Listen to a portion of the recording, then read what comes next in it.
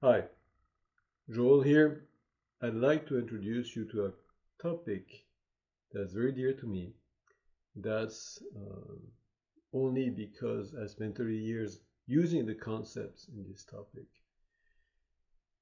And it's like the water in the fishbowl. Everybody uses it, but nobody knows it's there. And the topic is called, maybe pompously, computational thinking. That term was revived in 2006 by a researcher called Janet Wing in a paper in the Communications of the ACN. And it has since spread into the educational field and in the entertainment field as well. Why does it matter to you? Because as AI is spreading and AI is computational, it's important to have a certain mastery of the concept that goes with operating AI. So that's my goal. The most known example, as far as I know, of computational thinking is when Jeff Bezos says that he will take 5 good decisions during a day. So there's a budget for his decision making. And sorry, we'll come back to that in a future video.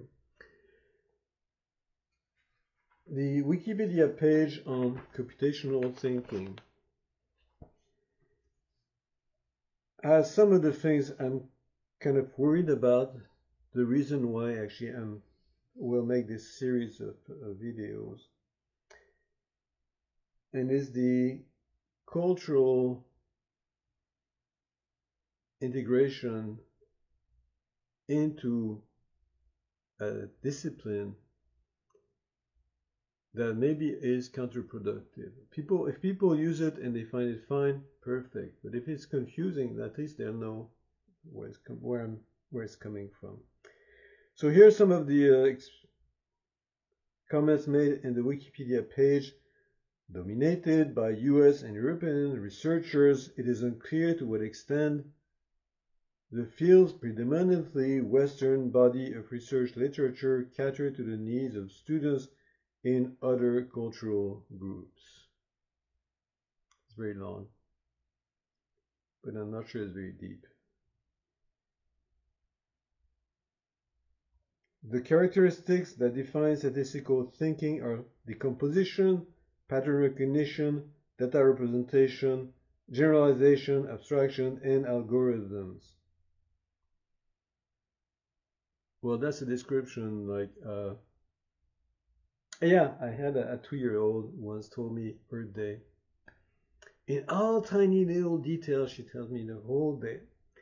And then at the end of the story, she turns around and says, "Do you know what I did today?" And I said, "Yes, I know what you did today." And she says, "How come?" And I say, "Well, because I listened to you." And so she replied, "Well, next time don't listen because I like to talk."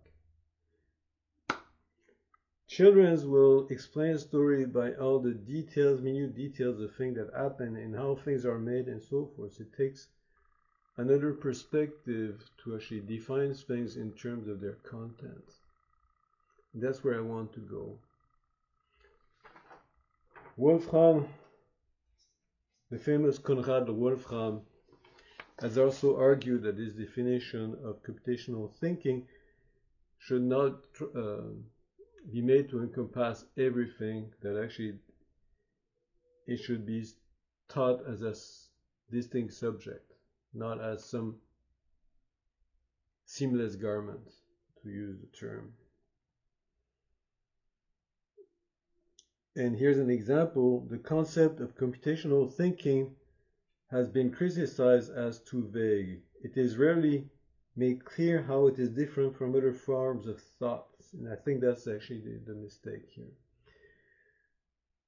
The inclinations among computer scientists to form computational solutions upon other fields has been called computational chauvinism.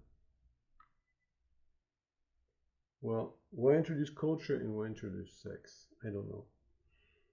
But I want to give you a clear definition of computational thinking that you may like, not like, use, not use. It's extremely powerful. It's been very tested. And that will lead to another topic, so for another video on what's called computational complexity, which is the cornerstone of computational thinking. So I've thrown out too many words for out there in one day, so I'm going to call it quits, and I wish you all the best. Take care. Bye.